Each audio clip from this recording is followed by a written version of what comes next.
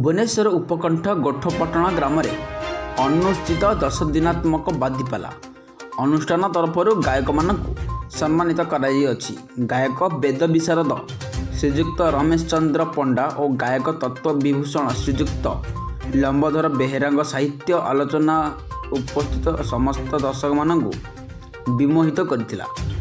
अनुष्ठानर सभापति और संपादक गायक मानकु उपढौकन और पुष्पगुच्छ प्रदान करने सहित मुख्य अतिथि श्रीजुक्त डॉक्टर मनमोहन महांती सील एवं मानपत्र प्रदान करथिले।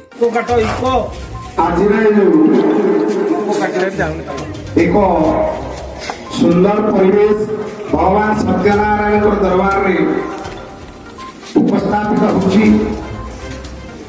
जाओ भाईना अनुभूति तो कहले मो पाला गाइबा 28 वर्ष होगा।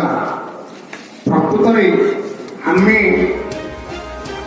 प्रत्येक गायक मान इच्छा करता ओडिशार जो सुनाम धन्य मंच अच्छी से मंच को टिके जीवु किछि नहे से मंच जो महान पतित दशा गायक मानकर पाद धूली पड़ी से पाद धूली टिके पाइबा यह चौद्वार ठीक 4 वर्ष तले गायक भुवनेश्वर ब्यूरो रिपोर्ट बनना टीवी।